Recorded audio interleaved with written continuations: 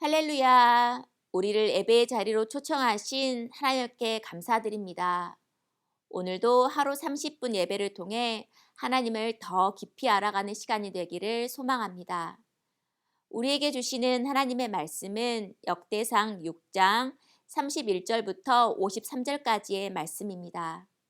제가 31절부터 33절까지의 말씀을 읽도록 하겠습니다. 언약궤가 평안을 얻었을 때에 다윗이 여호와의 성전에서 찬송하는 직분을 맡은 자들은 아래와 같았더라. 솔로몬이 예루살렘에서 여호와의 성전을 세울 때까지 그들이 회막 앞에서 찬송하는 일을 행하되 그 계열대로 직무를 행하였더라. 직무를 행하는 자와 그의 아들들은 이러하니 그앗의 자손 중에 헤만은 찬송하는 자라.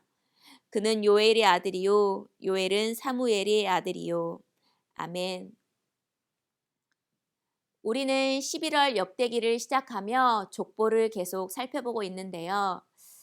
바벨론 포로에서 돌아온 백성들은 족보를 통해 하나님의 역사를 보며 자신을 돌아보고 또한 공동체를 돌아볼 수 있었습니다. 그들은 족보를 들으면서 왜 우리가 포로로 가야 했는지에 대한 역사의 해답을 또한 얻게 되었습니다. 그리고 새로운 하나님의 계보를 이뤄가야 할 거룩한 책임감 또한 갖게 되었습니다. 믿음의 계보를 이어나갈 우리가 오늘 말씀 가운데 무엇을 발견할 수 있을지 함께 생각해 보았으면 합니다. 첫 번째로는 우리는 거룩함을 살펴볼 수 있습니다. 우리는 이번 주 묵상 본문을 통해 야곱의 맏아들이었던 르우벤과 요단 동편 지파들이 은혜를 잊어버리는 모습을 살펴보았습니다. 역대기 저자는 유다와 레이의 족보에 가장 많이 신경 쓰는 것을 볼 수 있는데요. 그런데 본문을 자세히 살펴보면 레이 지파 중에 어제 본문에 나왔던 고라가 38절에 또다시 등장하는 것을 볼 수 있습니다. 레이 자손임에도 반역했던 인물이 고라를 계보에 넣었다는 것은 역대기의 저자가 의도가 있음을 추측할 수 있습니다. 레이의 아들 그앗의 손자인 고라는 민수기 16장에서 아론을 대적하며 하나님의 진노를 받은 사람으로 나옵니다. 아론의 대제사장직과 지도자 모세를 시기했던 그들의 반역은 가문을 멸망시킬 뻔했습니다. 그러나 그들의 반역은 오히려 아론의 대제사장 직분을 하나님께서 더 견고히 하시는 기회가 되었습니다. 아론과 그의 자손들은 49절처럼 향단 위에 불을 붙일 때마다 향로에 불이 임하고 땅을 삼켰던 그 고라 사건을 기억했을 것입니다. 그리고 하나님 앞에서 대제사장직을 거룩하게 기억하며 감당했을 것입니다. 하나님은 깨끗하고 바른 사람을 넣어 족보를 이어가신 것이 아닙니다. 오히려 그 반대를 깨끗하게 하시고 거룩하다 불러주심에 우리는 하나님의 은혜를 발견할 수 있게 됩니다.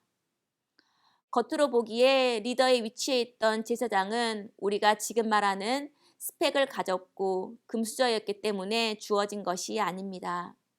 이 직분은 하나님이 그 주권대로 임명하신 것입니다. 금송아지를 만들고 백성을 우상 숭배로 이끌었던 아론도 또 그 아버지 레이도 허물 많은 사람이었습니다. 하나님께서 인정해 주시지 않으면 절대 거룩한 직분을 얻게 될 수 없던 사람이었습니다. 비록 큰 죄 가운데서도 하나님이 세우신 거룩한 계보는 망할 것 같았던 레이 가문을 계속 이어가게 하셨습니다. 족보 자체가 거룩한 것이 아니라 하나님께서 옳다 인정하셔서 거룩한 가문이요 거룩한 족보가 된 것입니다. 중요한 것은 거룩하다 불러주시는 그 하나님 앞에 감사함과 또한 정직함으로 나아가는 것입니다. 비록 족보 중간중간이 멈추는 것 같고 또 그 물줄기가 다른 곳으로 흐르는 것 같아도 하나님의 은혜는 계속 흘러가는 것을 우리는 보게 됩니다. 그렇다면 나 또한 마찬가지입니다. 검고 얼룩투성인 나를 하나님께서는 자녀 삼아 주셨고 예수 그리스도의 그 십자가 은혜로 거룩한 계보 안에 들어가게 하신 그 은혜를 우리는 항상 기억해야 합니다. 그리고 그 은혜는 나와 가정 가운데 흐르고 있습니다. 그 은혜를 받은 사람은 하나님과 사람 앞에 거룩한 모습으로 또한 순종함으로 살아가야 할 책임이 있습니다. 둘째는 예배의 회복입니다. 역대기 저자는 무너졌던 이스라엘을 다시 세우기 위한 본보기로 바로 다윗을 제시하는데요. 역대기 저자는 새롭게 세울 공동체는 다윗을 본받아서 예배를 모든 삶의 중심에 되어야 됨을 강조합니다.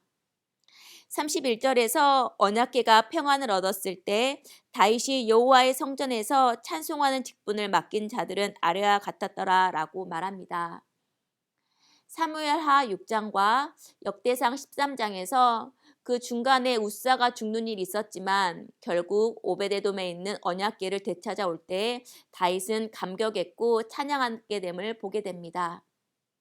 그리고 레위 지파 중에서 회막에서 찬송할 자들을 다윗은 임명합니다. 솔로몬이 예루살렘에서 여호와의 성전을 세울 때까지 그들은 회막 앞에서 찬송하는 일을 행하는데요.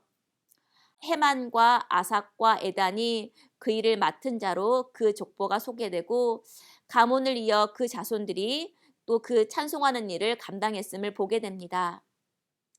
그렇다면 그들은 하나님을 어떻게 찬양했을까라고 궁금해지는데요. 역대상 16장을 보면 검은고와 수금을 타고 아삽은 심벌지를 치고 나팔을 불며 감사 찬송을 했음을 우리는 보게 됩니다.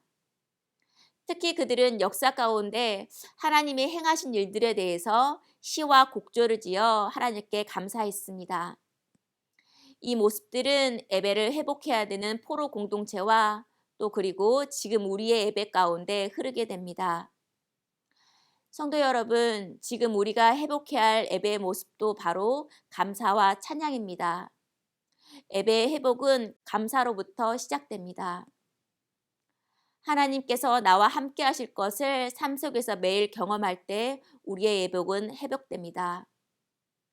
지금 나의 상황을 보며 감사하는 것도 중요하지만 지금까지 나를 인도하신 그 하나님을 먼저 우리는 기억해야 합니다.